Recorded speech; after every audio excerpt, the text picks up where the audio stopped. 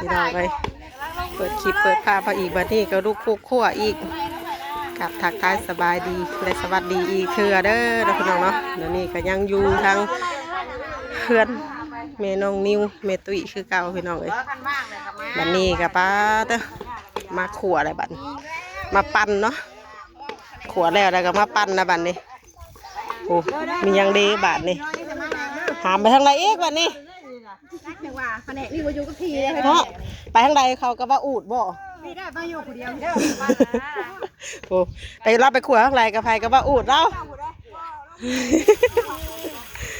บากได้เตี้ยครับแผนกขั่วพริกนี่เนาะใหญ่พุ่นใหญ่พี่ติวินเนอร์กินยางลำปางอ่ะอ๋อก็จะเป็นนาคีแล้วนะนาคีกำลังชิลล์ค่ะไปดีอยู่ไปดีอยู่ค่ะไปดีกันดูไปดีอยู่ตัวยาอยู่บ่พอเราเพิ่นพอจากโซ่ไปซะเห็นว่าเพิ่นข่าวบันไดจากโซ่ความข่าวอะไรบันดีวินเนอร์เอ้ยนะไปได้ไปได้ไปดีเนี่ยบาดีมาลงอยู่ตัวกับบาดีเลยเบิ้งแก้นั่นไหนวะนี่เบิ้งไม่เห็นไหนบ้างจะได้ให้แกะอะไรนี่ฮะ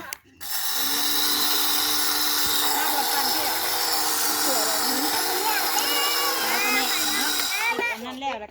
ไม่เห็นยากพอดีแต่ยากมอวันเพิ่นแม่ไปหมดแล้วนั่นเจ้าของเวลาก็บอกแล้วเจ้าของเครื่องปั้นกับบอยูพี่น้องเลยเห็ดโดนละเฮ้ยจัดการเลิศได้ไหนกันเฮ้ยแบบนี้ผัดคักดูได้เฮ้ยเนาะแบบนั้นเนาะเพิ่งเนาะมันแลบยันแลบพอเลยพอชาวบ้านถามกันชิว่าไผ่เพิ่นแล้วเพิ่นจะแกก็จะเอาเต็มดิล่ะอย่าบ่ต้องเอาเต็มมันเต็มเนี่ยมันอันนั้นมันน้องไหนเด้มันบ่อยากละเอียดกว่าทองนั่นน่ะเนาะกระทองเจ้าช่างเลยช่างยังเราโทรส่งชานชายบ่รับมันจะได้กินอยู่บ่ติ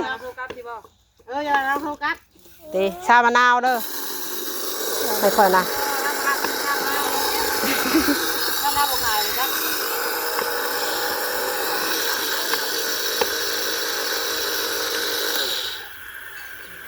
เข้าใจห่อนนั่นก็เอาโคกมาใส่เลย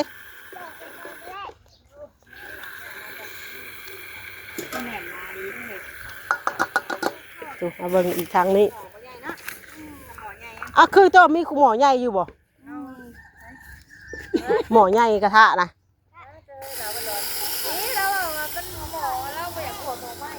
บ่อยากขวดหมอไหม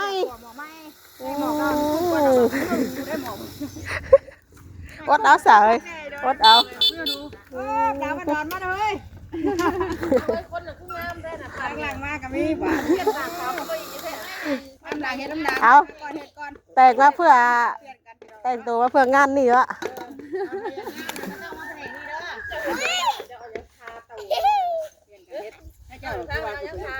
เอาอย่างหนึ่งขวดข่าวไว้อยู่มาแล้วขึ้นไปขวดหนึ่งข่าวให้มูซื้อ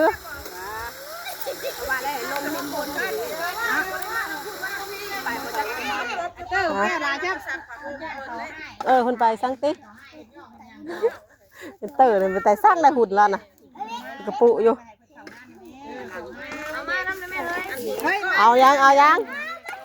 อาชุกแล้วบ่ซะเขากระบะเขาบอกมาสั่งมาล่าเขาบอกมาล่าไปใช่บันมาสั่งมาล่าทุกคนย่างไว้เลยวะมันมีคนงานหลายเพิ่นไม่ได้ล่างไปไว้ไม่ล่างไปไว้นะยังที่มาอีกเป็นกระบวนนี่มาทั้งเมื่อหลายที่มาอะไรก็มีมาอะไรก็มีทั้งแผนกขั่วทั้งแผนกปั่นแผนกตำมีครบสุดงานเลยปั่นนี่มันปั่นที่ไหนลูกเลยของน้องนะไม่เชื่อเลยมึงใส่ยังไงมึงลูกเนี่ยปั่นเลยเยอะ บอกให้เอาลงคักแน่แล้วมัน จักขึ้นเพิ่มขึ้นบ้าง เฮ้ยระบบอืดอ่ะเดี๋ยวสโลโมชั่นนี่ป่ะ สมูทสโล มันก็เราลูกเตินที่เขาว่าเตินว่า ทำเลยสิว่าว่าสิมาแต่เฮิงแหละบัดนี้แหละอันโตโต้นะบอกแม่เด้อเขาโตเงียบปดเพิดโอเคโตจะบอกมันไม่เปียกนะเพิ่นว่าไม่เปียกผ้าห่มโตพื้นใหญ่ๆได้ผ้าห่มมันถ้าตีนพันกระโตไว้ได้ไม่เปียกนะเพิ่นว่าบัดนี้รถ โตบอกมาโอ้ไงพี่เนาะหลานเราหนีพุ่นได้กะพวกฮะกินข้าวโอ้ยยังบ่บัดนี้ฮะแบ่งมาเลยเชอรินยังบ่จักตอนนี่ฮะแบ่งให้น้องอยู่ตอนหนึ่งมะมีอย่างได้กินอย่างได้เนี่ยมีแต่เด็กน้อยลองในงานนี่กันนะลูกหลานนั่งลงลูกหลานนั่งลงเออนี่ป้อนเนาะ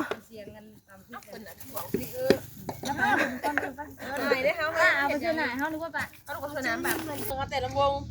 มันนั่นเลยเอาเลยมา ว่าหลายเรื่องนะตู่เขาโทรหายังว่าอาบน้ำป้าว่ะ เอ้า ใช่ว่ามาลาเพิ่นสิไปใช่นี่ มาสวย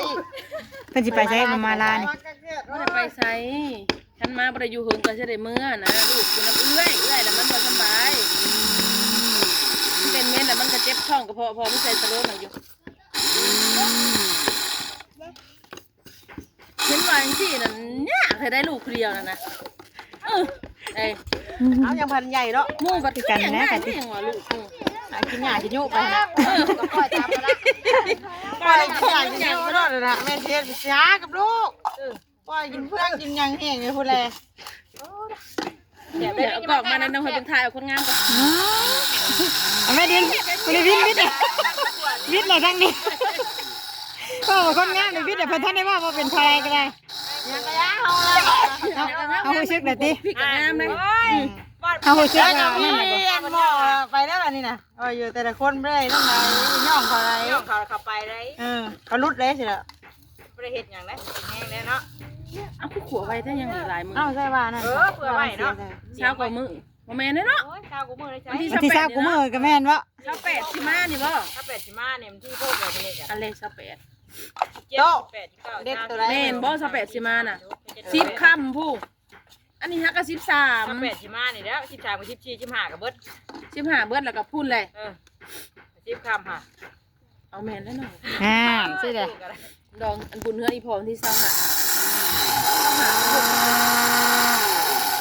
บุญดองไป บุญบ้านดงเม่นบุญเดือน3 แต่พี่น้องขวดแล้วยังบ่ทัน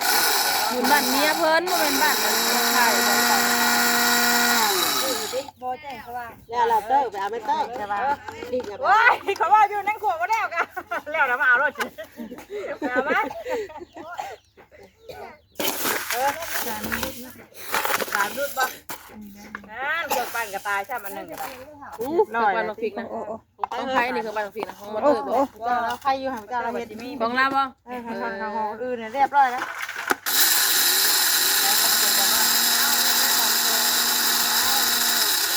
จะเคยตัวเปลี่ยนสอยทองใหม่หรือบ่ตัว เปลี่ยนแล้วมันดอกแต่เก่าแล้วเปลี่ยน ปีใหม่เปลี่ยนเสร็จไหมแล้ว เปลี่ยนใหม่เลยก็เปลี่ยนเปลี่ยนใหม่เลยมาพี่วินเบ้อตู้จะไปลูก บ้านนะถ้าอบรมนี่น่ะ น่ะมากันนั่นนี่นะเว้าหลายบ่หลายไปจักไล่บ่นี่นะเว้าอีโปดผู้เดียวนี่ แล้วมันมีตู้มีเสียงอะไรโทรหา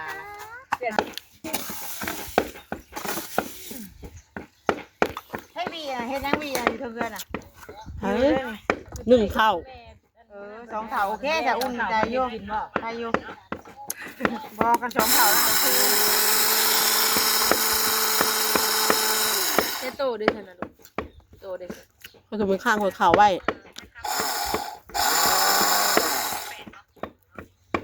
มันอ่อนสองชั่วโมงเลยไอ้ชั่วโมงนึงกินดีเอามันกระสอบได้บันเจอ เราบ่ฮับ ช่องไม่ได้ชั่วโมงนึงกินอ่ะเอาเธอชั่วโมงได้กิน โทรแล้วไปรับเหรอ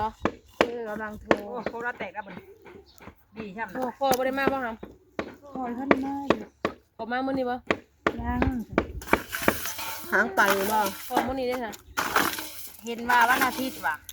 วันที่บ่เคยดู ม กันไปเมื่อนั้นเฮ้ยกันไปดงเห็นกันได้ยินเสียงคุ้นเอ้าเสียงใครวะเบิ่งบ่เป็นพ่อหมอจุกได้อยู่ในหาดอ้าวเห็นกันอยู่ที่นี่เอ้า อันว่าหมอจุกว่าตู้รวยบอกว่าเห็นนั่นน่ะพ่อโตอยู่โรงเรียนตู้อันน่ะเห็นหมอเพิ่งอยู่โรงเรียนบ่แปลกแล้วแต่ตู้รวยน่ะไปยังโรงเรียนบ่ไปสอบรถบ่ ไปสอบโลด ใครชอบแม่ไก่แท้ อ้าวมันในแอร์มันหัวไปนะตู้เย็นจนหนาวบาดจังเบิ่ง ห้านั่นบ่ อ้าว ห้านั่นไก่บ่นั่นน่ะช่างน้ำหนักกัน แม่นน้ำเชื้อรานะผมขึ้นซื้อลือชาอยู่แต่ว่าตัวโอเวอร์ลันนี่เนี่ยมันปกติบ่กล้าพลาดเลยไปนักกันเนี่ยไป3คนกับตัว บ่ลูกบ่เดี๋ยวป้าพาไป ลุงสี ป้าพาไปซื้อป้าพาไปนิดไอ้ลูกบอกปิ้งอูดได้กินวิตตี้กินในเบิดมีข่าวเบิด ต้องให้เปลี่ยนคอมมันเลย เรียนแต่แบบมุมแต่แบบเปื่อนยามหนาวนี่เดี๋ยวหน่อย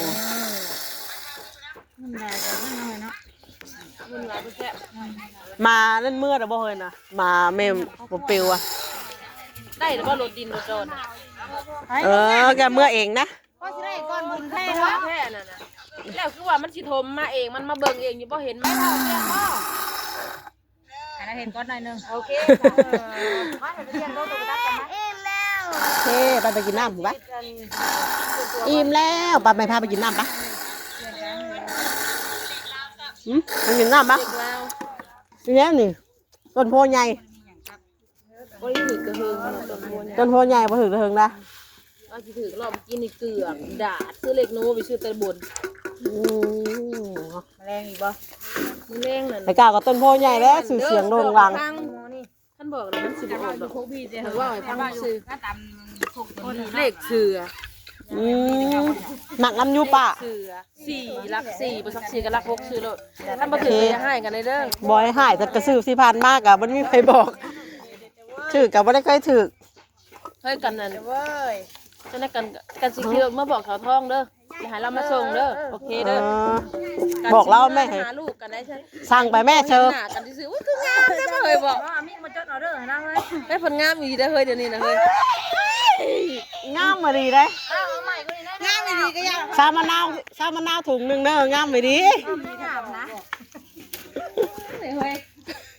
ไปลอยอยู่ คือว่าหุ่นก็ดีสิ เอายังอะไรนะ เดี๋ยวเพิ่นมาก่อนจะถามเพิ่นหมู่จะยังเลย ชามะนาวกัน สิเมื่อทางนี้ให้หนะเพราะว่าอันมาบอกซื่อได้บอกความจริงได้นี่นะ ก็สิมาบอก มีร่างตัวบอกสบายเจ้ากับพ่อ ไปชิว่ายัง พ่อนะบัดทีนี้พ่อนะให้หมอนิ่มมาใส่สโลมให้จะมาหรือบ่มา จะว่าบอกเด้อนะก็เลยยันว่าเห็นเฮ็ดตัวบ่บอกนะ ฉันเลยไม่สำคัญบ้างนะแค่บอกซื่อนี่ ก็ยังบอกอยู่ว่าอันเฮ็ดแล้วบอกเด้อเพิ่นว่าเพิ่นนั่นน่ะวันนี้เฮา บอกหมู่ครูเนาะต่างมาดินมาหยังน้ำกันบ่ บอกนะกับหมู่ว่าอะไรก็บ่เป็นหยัง ยังเคยนะ ให้แม่ แต่ก้าวต้นมะขามที่เราบ้งกันคนได้บ้งปีกกันหลายเนาะ บอกอะไรกันว่า สิเมื่อไห้นะเอ็นเบิ่งลูกแม่แล้วฉันหมอนิ่มมาใส่สโลม แต่เมื่อยได้ซื้อ จ้าเอาได้แม่นะว่าสิเมื่อรับสิบอกกัน เอากันทางไหน กันนั่นได้ โทรไปเลย สายสิบ่ เรารับไปเลย นั่นมันนี่ก็ได้ได้กันสั่งกัน เดี๋ยวสิมาบอกเราย้ำอีกเทื่อนึง เราเปิดตัวบอก โอเคขนาดมาเปิดเชื่อมาบอกเด้อ คันว่าเราเปิดเลยให้เราโทรกลับแน่ถ้าใครคนอยากแหน่งเอาแล้วเด้อแผนกเอาได้ปุ๊บนึงเราเปิดให้เราโทรกลับบ่เต็มด้วยนะ อ๋อแผนกตัวแล้วเราบ่เห็นแล้วไว้แต่เคยนี่ ได้เด้อยังแผนกหมออีกนี่เนี่ยปุ๊บจนบินเนี่ย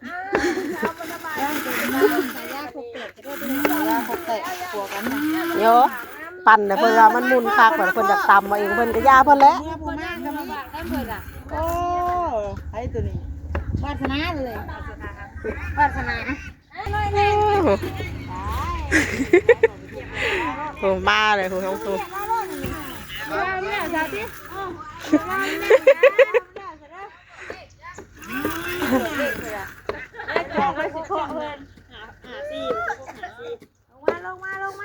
เอามากินไม่ได้มามันกินได้ สมัครคักแค่นเลยติ ไป ายดีเด้อ แล้วเรียบร้อย ไผ่ไปมาบ่อยู่ในรถน่ะอ้วนยัง ตรงไงกับวาวมาให้ เอ้าบ่แบบกันบ่ซะ แม่กันมาลงเพื่อนแม่อยู่ได้ ถ้าขึ้นไปก็เอา ลุงนี่ถุงใหญ่นี่ อ๋อ ใส่นี่ไปก็เป็นลายถุงเอาขนาดกับบัดมือนะฮะก็จะไม่แจ้งให้ได้ก็ได้เพราะว่านี่มัน จับไปบ้านเด้อติเฮ้ยจับไปบ่นั่นบ่นี่เด้อตินี่ติ ได้จากทงน่ะเฮ้ยเบิดเท่านี้บ่ หาก็ได้ซ้ำนี่แล้ว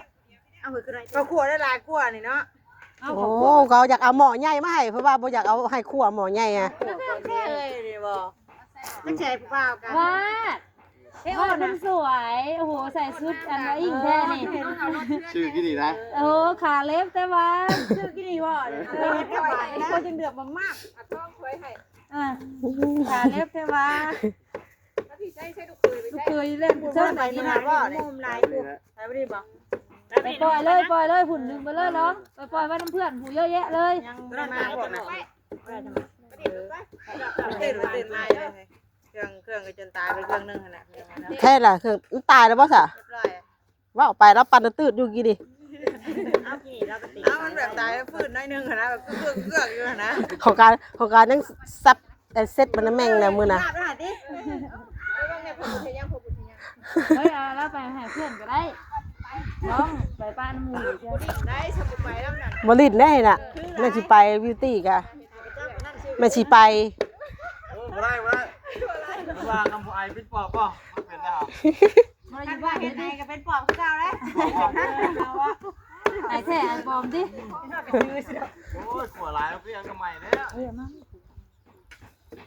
หมอหน่อยดิเฮ้ บ่ได้หลายคนบ่ได้แล้วอ่ะ แต่เราเห็นมันคือได้ทั้งคุณเลยเห็นว่าสองขาวแล้วพักยังประดับอยู่เทิงผูก ไอ้นั่น ได้ยินเสียงพักบึ้มอยู่นะ ไก่ป่ะ เห็นเดี๋ยวไม่ได้เตือได้เดี๋ยวไปได้พักยัง ดูนางกว้างอันนั้นตัวน่ะ ชุกละ มันหอมก่อน มันใหม่ก่อน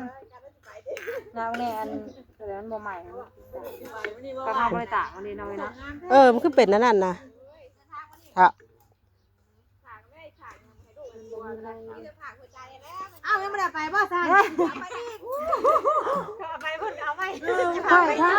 คอยเราอยู่สมอนี่ไม่ได้มีหัวใจได้เท่าเอ้ยน่ะหัวใจให้ผัวไปเลยหากของผัวจะอยู่ไซของผัวล่ะจะอยู่น้ำไผ่ของผัวล่ะ กลัวเราไปที่เรา